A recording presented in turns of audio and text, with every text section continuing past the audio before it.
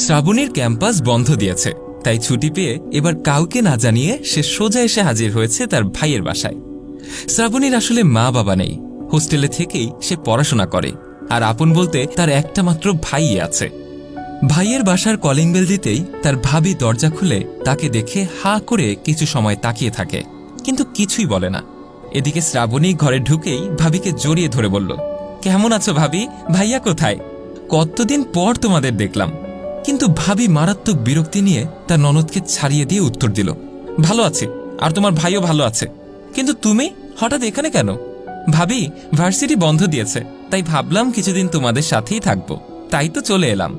ভাবি তখন আর কিছুই বলল না, চুপচাপ সেই রুম থেকে চলে গেল। এরপর রাতে রাতুল বাসায় ফিরে শ্রাবণীকে দেখে কিছুটা অবাক হয়ে জিজ্ঞেস করল, কিরে তুই কখন আসলি? শ্রাবণী উত্তর দিল, এই তো ভাইয়া, দুপুরে এসেছি। আচ্ছা আচ্ছা, তোর ভাবি কোথায় রে? ভাবি, সে তো অনেকক্ষণ থেকেই রুমে আছে। এদিকে রুমে ঢুকতেই রাতুল দেখতে পেল তার বউ মুখ গোমরা করে বসে আছে। কি হলো, কি হয়েছে তোমার? এভাবে বসে আছো যে? তাহলে কি করব? এমনিতে আমার শরীর ভালো না, আর তার উপর তোমার বোন এসে হাজির হয়েছে, এখন তার খেয়াল কে রাখবে বলো তো? আরে শ্রাবণী ক্যাম্পাস বন্ধ দিয়েছে, তাই হয়তো এসেছে। আর আমি তোর বড় ভাই, আমার কাছে আসবে না তো কোথায় যাবে আমার বোনটা? আর ও তো মাত্র 2-1 দিনই থাকবে, একটু কষ্ট করো না। আসলে বিয়ের পর থেকেই রাতুলের বউ তার ননদকে দেখতে পারে না।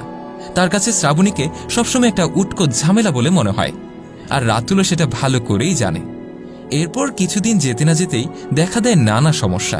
শ্রাবণীর ছোটখাটো কাজগুলোতেই তার ভাবি ভীষণ রেগে যায়, তার সাথে খারাপ আচরণ করে। নিজের ঘরের কোনো কাজই সে করে না, সব শ্রাবণীকে দিয়েই করাতে চায়।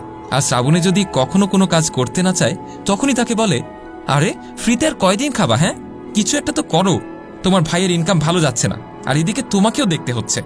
ভাবির মুখে এরকম কথা শুনে শ্রাবণী বেশ কষ্ট পায়। ধীরে ধীরে ভাবির আচরণ শ্রাবণীর প্রতি আরো খারাপ হতে থাকে।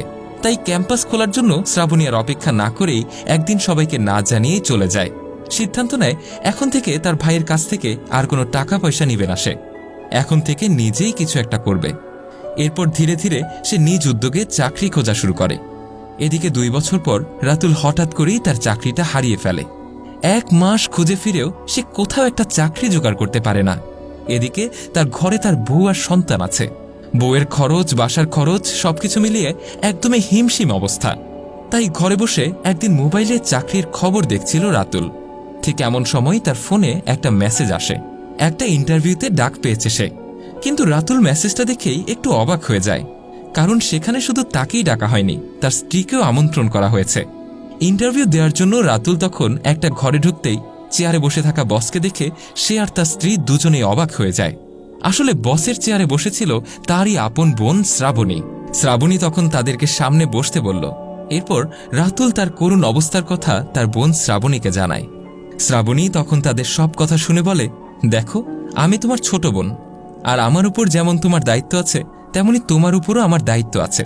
জীবনের কিছু মুহূর্ত থাকে যেখানে আপন মানুষের সাপোর্ট আমাদের অনেক প্রয়োজন হয়, কিন্তু সেখানে আমি তোমাকে পাইনি। ভাবি আমাকে সবসময় দূর দূর করে তাড়িয়ে দিয়েছে, আমাকে সবসময় একটা পর মানুষের মতো ট্রিট করেছে।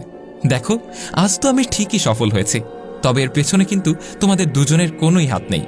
এর পেছনের কারণ একমাত্র আমি আর আমার নিজের শ্রম, আমার চেষ্টাই আজ আমি এখানে এসেছি। আচ্ছা ভাই, তুমি বলো তো, তোমাদের থেকে কি আমি খুব বেশি কিছু চেয়েছিলাম?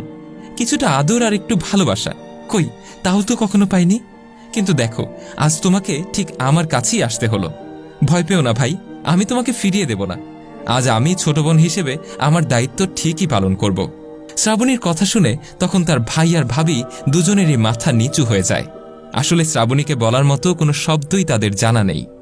তবে রাতুল আর তার স্ত্রী তাদের নিজেদের ভুল ঠিকই বুঝতে পারে এবং তারা শ্রাবণীর কাছে ক্ষমা চেয়ে নেয়।